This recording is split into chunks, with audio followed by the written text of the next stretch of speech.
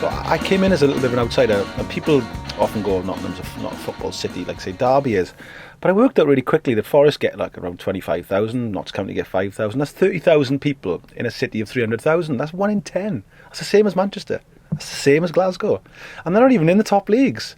So I was a bit like, well, if I put a football show on, my gut feeling is it'll be really popular, and it was. So I had an inkling. I think it was because I'm not there sometimes. If you're from Nottingham and you're able to step back and go, that's fantastic. People go, yeah, it is, isn't it? And I like that about Nottingham. I was finding footage of stuff like, again, talking about the city itself and its relationship with football and sport. When they come back into the city, there's conservative estimates are there are 500,000 people in the streets of Nottingham to see them. That's bigger than the city. So the people are coming into the city. So when you see London and Arsenal and Islington and you see Liverpool, they say things like the 500,000 people in the city. Those are bigger cities, population-wise. So I was a bit like, this needs to be seen. Those shots that everybody always mentions of them passing what they call the Broad Marsh in Nottingham, and people hanging out. It looks like South America. That could be, a South American capital. But it's Nottingham. They wouldn't let it happen to the health and safety. People hanging out of a multi-storey car park with scarves. But it looks amazing. So for the film itself, it looks fantastic. And I just thought it's a great story. And everybody that's seen it has been reminded of a great team, but also reminded of a time for football where it really was about the supporters, because a club had to operate on its income from match day. It wasn't television. So you kind of like moved. The more successful you got. What happened with Clough was brilliant. They went from crowds of 15,000 to 40,000 against Everton and Liverpool. So the income was coming in, and then he was able to buy players like, Peter Shilton, Trevor Francis, so he was able to move the club with how it was going. There was no rich oligarch came in and went, here's the money. He did it on the back of success, which I think is more sporting.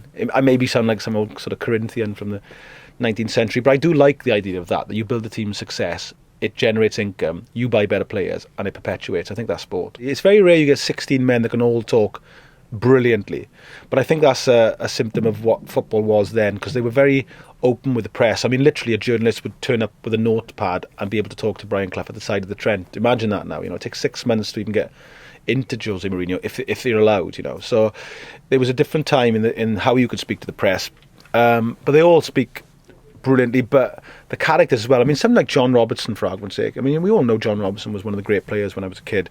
But, I mean, he's a very bright, intelligent man, but great fun, Loves a pint, talk to anybody, and he's one of the great, he won as many Champions Leagues as Ronaldo. He's won 2. Things about Nottingham, again, that I found out that are really interesting to me. Nottingham Forest took the biggest ever domestic following into Europe in British history at that time. 25 to 30,000 went to Munich. You wouldn't know that. It's all about Liverpool and Manchester United tends to be, which is fine. But talk about that as well, Mention that, because nobody does, but they should. But it does in the film. It addresses like these thousands of these people, days before the internet, who would just cycle, get a train, get a bus to Munich. No toilet, just get there. And they all got back, so they all missed the celebrations. They were all telling me yesterday, a lot of fans were going, we missed the celebrations. I was like, why? Well, we didn't get back till 4 days later, so it was all finished.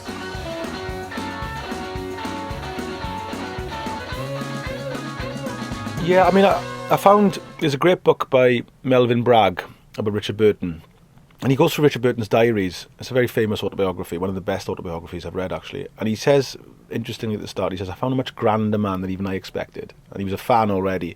And it was a bit like that with me with Clough. I've read every book on him. All of them. And there's a cottage industry around Clough, as you know. You think to yourself, I'll try and get a feel of the man. I met the family, and they're good people. But what I found was a man massively complex, full of, contradictions, like us all, far from perfect.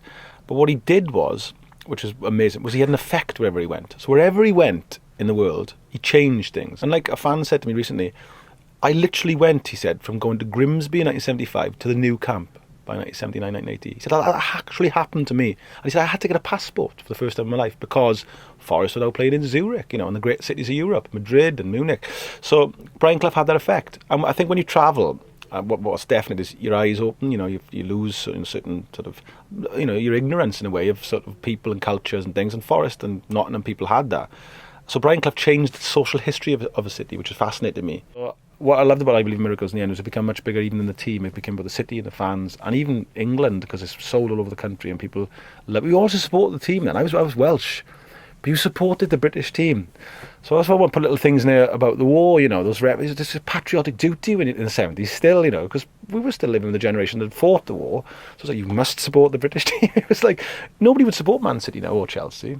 But everybody supported Forest then, or Liverpool, or Aston Villa. You just did, or Celtic, or Rangers, or anybody really. Cardiff City. You just supported the British team, and I wanted to hark back to those times. And I think people, certainly of a new generation, will learn and love it. But of an older generation, go, yeah, we've kind of like. I remember what it was like when British teams were in Europe. It was fantastic.